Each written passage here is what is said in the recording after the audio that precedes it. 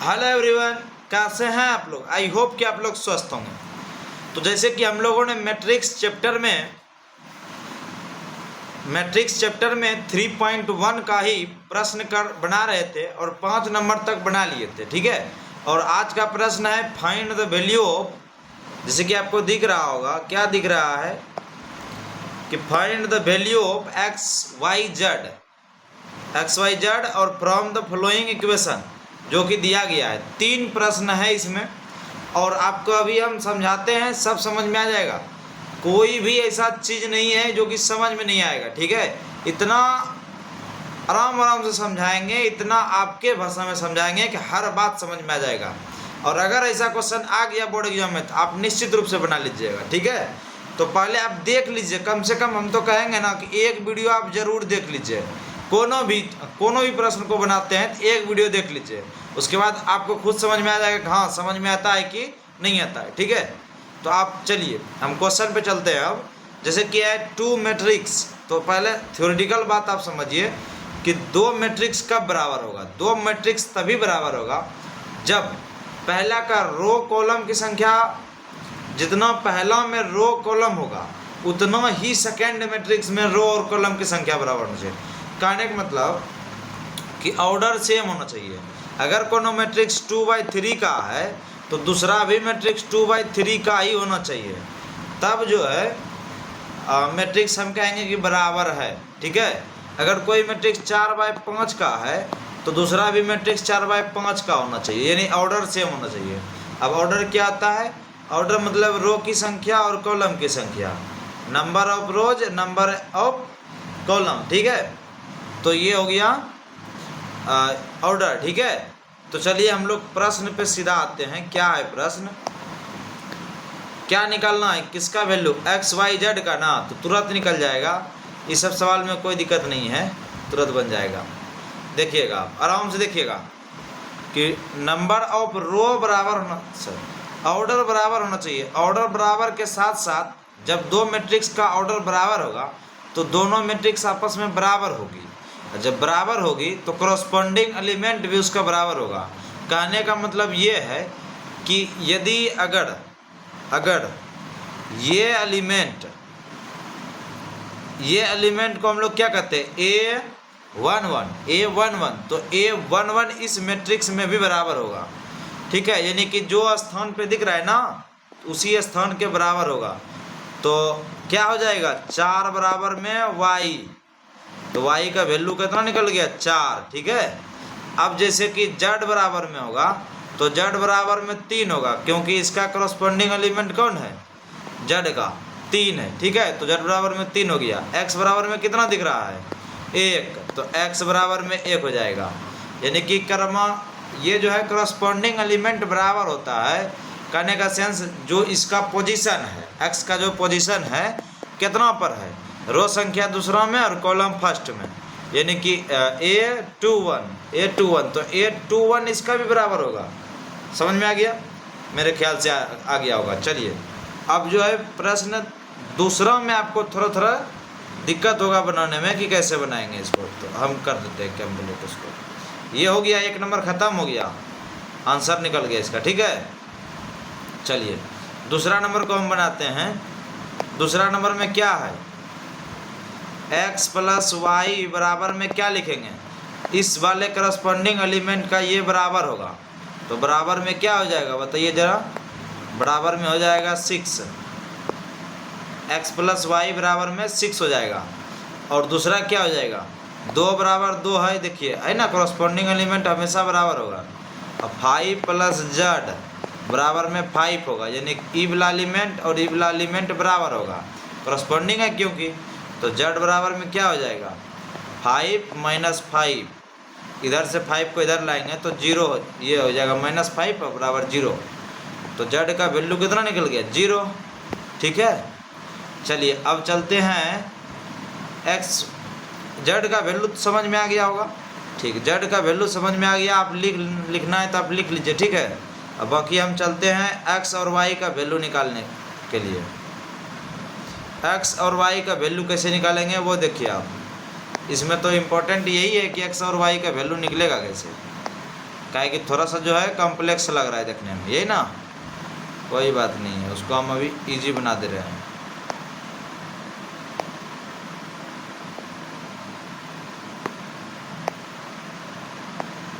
एक मिनट रुक जाइए थोड़ा सा, ठीक है।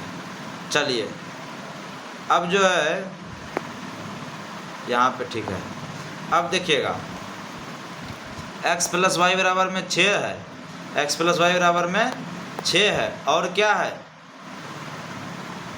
एक्स वाई बराबर में 8 होगा, एक्स वाई बराबर में 8 है, यही है ना, ठीक है।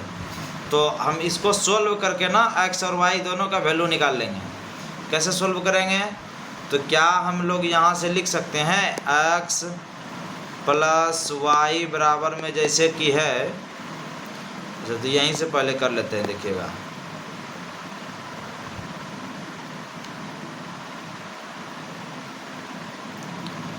क्या है x प्लस वाई बराबर में 6, तो x बराबर में 6 माइनस वाई लिख सकते हैं, प्लस वाई को उधर भेजेंगे तो माइनस वाई हो जाएगा, ठीक है, 6 माइनस वाई हो गया। अब जो है इसको समीकरण फर्स्ट मान लिए थे, समीकरण सेकेंड, ठीक है। अब समीकरण सेकेंड में यदि x का वैल्यू पुट कर देंगे, समीकरण सेकेंड में x का मान रखने पर, ठीक है, सेकेंड में x का वैल्यू रखने पर क्या हो जाएगा, एक्स वाई बराबर में 8 है, यही है ना, x के जगह पे हम पुट कर रहे हैं क्या 6 माइनस वाई इंटू वाई बराबर 8, ठीक। चलिए अब थोड़ा सा चलते हैं आगे, इसी को सॉल्व कर देते हैं, बन जाएगा 6 गुना Y 6 Y minus Y square बराबर 8, यही ना, ठीक है। इसी को हम क्या कर सकते हैं, minus Y square plus 6 Y minus 8 बराबर 0। यदि आप 12th में है तो आपको ये सब बताने का ज़रूरत नहीं है कि ये प्लस वाला चीज़ अगर इधर आता है बराबर के इस तरफ आता है तो माइनस हो जाता है, ठीक है, आप ये भली भांति जान रहे हैं। बराबर 0 बचा इधर नहीं कुछ तो, ठीक है। अब चलिए अब क्या होगा, माइनस को कॉमन ले लेंगे तो क्या बचेगा यहाँ पर, Y square minus 6 Y plus 8 बराबर 0, माइनस को इधर भेज देंगे तो 0 के साथ 0 हो जाएगा, माइनस 0 रहे चाहे प्लस 0 रहे, बात बराबर है, ठीक है। चलिए ऊपर चलते हैं थोड़ा, तो वाई स्क्वायर माइनस 6 वाई बराबर प्लस में 8 बराबर 0 हो गया। अब इसको हम गुणनखंड विधि से तोड़ लेंगे, कैसे तोड़ेंगे, Y square minus 2 Y minus 4 Y plus 8 बराबर 0, इसे पता होगा आपको, y into Y minus 2 minus 4 common हो गया तो y माइनस 2 बराबर 0, ठीक। तो यहाँ से क्या निकलेगा, y minus 2 into Y minus 4, minus Y नहीं है, y माइनस 4 बराबर 0, ये हो गया मेरा। चलिए ऊपर चलते हैं थोड़ा सा, अब यहाँ से क्या करेंगे, x माइनस 2 बराबर 0, और दूसरा क्या y माइनस 4 बराबर 0, सॉरी यहाँ x माइनस नहीं करेंगे,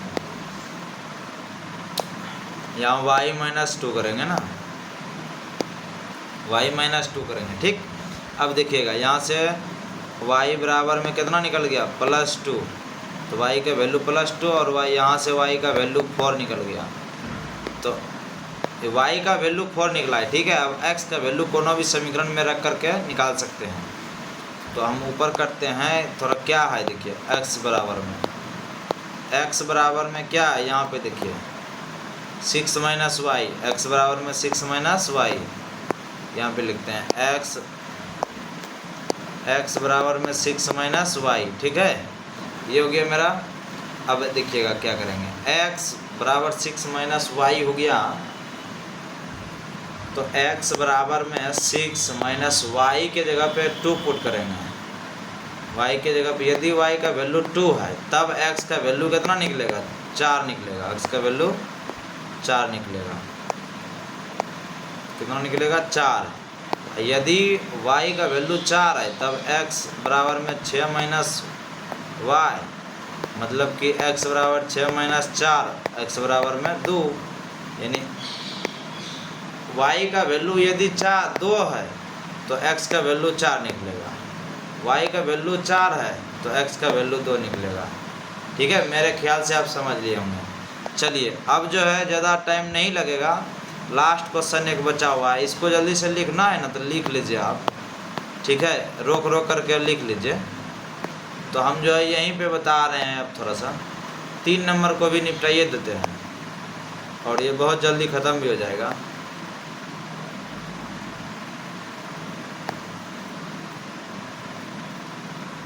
बहुत जल्दी ख़त्म हो जाएगा।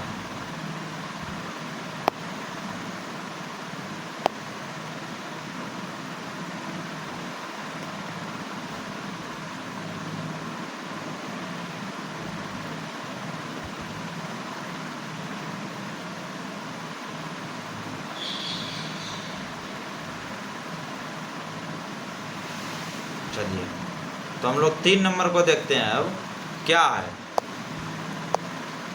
x plus Y plus Z बराबर में कितना है, 9 है। करस्पॉन्डिंग एलिमेंट बराबर होगा, आपको हम समझा दे रहे हैं कि ये एलिमेंट जो है ये एक रो का है, एक रो का है और एक पहला कॉलम का भी है। ठीक है, और इसमें रो की संख्या 3 है, एक ये हो गया, दूसरा ये रो हो गया, तीसरा ये रो हो गया। ठीक है, लेकिन कॉलम एक के गो है, पूरा ये कॉलम में है। ठीक, हाँ, तो ये बात को ध्यान में थोड़ा सा रखना है, समझे। ठीक है, अब देखिएगा क्या करेंगे हम, यहाँ से x plus Y plus Z बराबर में 9 लिख दिए और फिर यहाँ से x प्लस जेड बराबर में कितना होगा, 5 होगा और y प्लस जेड बराबर में भी 7 होगा। तो ऐसा कम करते हैं, y प्लस जेड बराबर में 7 है ना, 7 है ना, तो इक्वेशन फर्स्ट में हम बैठा लेते हैं इक्वेशन थर्ड से, इक्वेशन सेकंड इसको मानते हैं। तो इक्वेशन फर्स्ट में बैठाते हैं, x plus Y plus Z बराबर में 9 है, तो x plus Y plus Z के जगह पे 7 लिख देते हैं। तो 7 बराबर में 9 हो गया, तो x बराबर में 9 माइनस 7 बराबर में 2। तो x का वैल्यू आराम से निकल गया ना, x का यदि वैल्यू निकल गया आराम से 2, तो हम लोग अब सेकेंड में बैठा करके x प्लस जेड बराबर में 5 है ना, x का वैल्यू 2 है, तो जेड 2 प्लस जेड बराबर में 5, तो जेड बराबर में 5 माइनस 2 बराबर 3।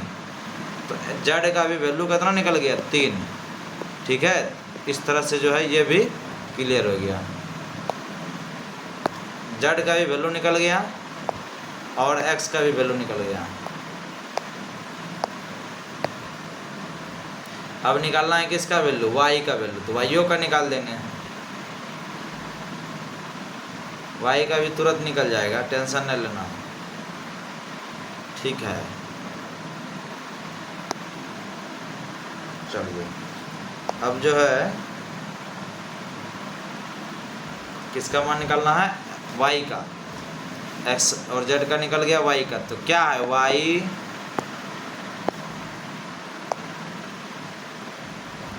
क्या है, y प्लस जेड बराबर में 7। तो y को रहने देते हैं, प्लस जेड का वैल्यू 3 है बराबर 7 है। ठीक है, तो y बराबर में 7 माइनस 3 हो जाएगा, तो बराबर 4 हो जाएगा। तो y का वैल्यू कितना निकल गया, 4। ठीक है, मेरे ख्याल से आप लोग को समझ में आ गया होगा।